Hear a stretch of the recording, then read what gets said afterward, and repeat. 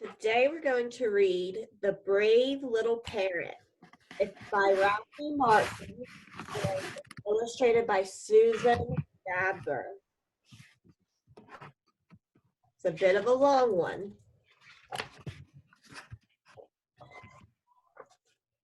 Once a little parrot lived in the green forest. One day, dark clouds gathered, lightning flashed, thunder crashed, and a dead tree, struck by lightning, burst into flames. The wind began to blow, and soon bright sparks were leaping from tree to tree. "Fire!" called the little parrot, smelling the smoke. "Fire! Run! Run to the river!" Then flapping her wings, she flew swiftly toward the safety of the river's shore. After all, she was a bird and could fly away. But as she flew, she saw below her many of the forest's great trees wreathed in flames. She saw that many animals were trapped by the fire, with no way to escape. Suddenly, a desperate idea, a way to save them, came to her mind.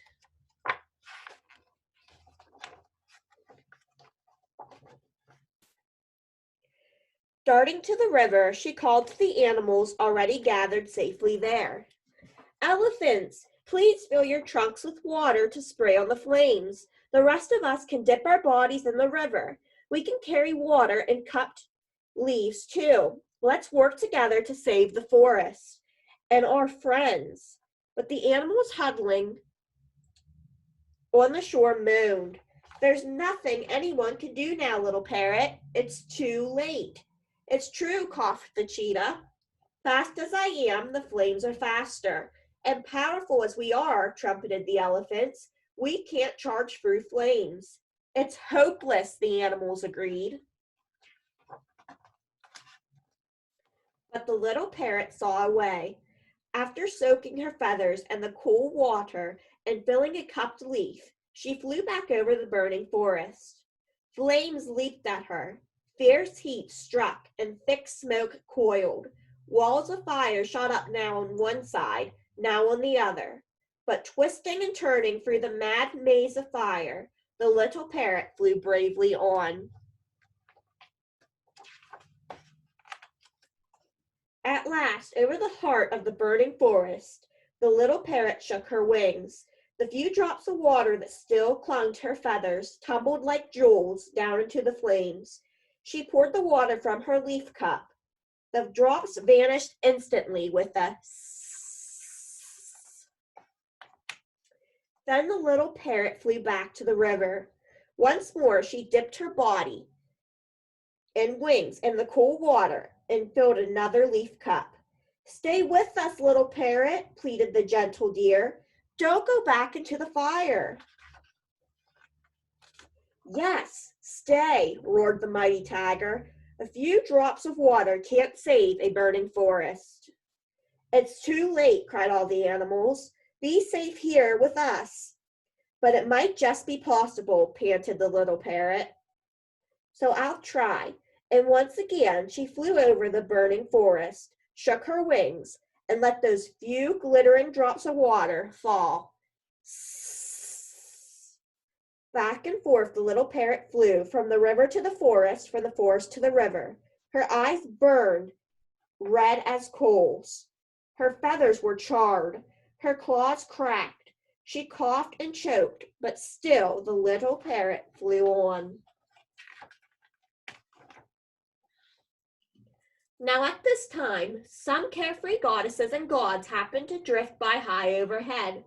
They were laughing and talking in their palace, the sunlit clouds. They were eating honeyed foods and sipping sweet wines. One of the gods happened to notice the little parrot flying far below. "Look," he called, "just look at that foolish bird trying to put out a forest fire with a few sprinkles of water." "Ridiculous," snorted one. "Impossible," laughed another. "Can't she see it won't work?" exclaimed the first god. and putting down his golden bowl and silver cup, the god took on the shape of a golden eagle. Flapping his broad wings once, twice, 3 times, he dove down, down, down toward the little parrot. As the little parrot again flew toward the forest's fiery heart, the eagle appeared by her side. "Go back, little bird," he said in a majestic voice. "A few drops of water can't save a forest. Stop now and save yourself before it is too late." But the little parrot didn't turn back. "Great eagle," she coughed, "time is running out, so I don't need advice, I just need help." And on she flew. The great eagle was amazed. For each instant the heat grew fiercer. He flapped his wings and rose up, up into the cooler air high above. Far below him now, he saw the little parrot flying bravely on. Just above him, the other gods and goddesses were laughing and talking, eating and drinking as the forest burned. Then, for the first time in all his endless life, that god felt ashamed. "We are gods after all," he exclaimed. "We should do something." And all at once the great eagle began to weep. Tears fell from his eyes, fell in torrents, sheet after sheet, like cooling rain upon the fire, upon the forest, upon the animals, and upon the little parrot. And what was this? Wherever those tears fell, the flames went out. Glistening tears dripped from burned branches and soaked into scorched earth. The forest became quiet and still. Then, wherever those tears touched, new life burst forth. Green gas pushed up from among still glowing. Lori. Yes, honey. Look. Hi, kitty, kitty. Blossoms opened, leaves unfurled. New feathers now grew on the little parrot too.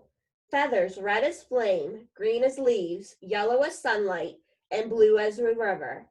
Such perfect colors, such a pretty bird. "The fire's out," called the little parrot in her joy. "Look, the danger is past." The animals looked at one another in amazement. Washed by those tears, they were whole and well. Not one was harmed. "Hooray!" cried the animals. "Hooray for the brave little parrot and the miraculous rain." Overhead in the clear blue sky, their friend, the little parrot, was looping and soaring in delight. She had done all she could, and somehow it had saved them.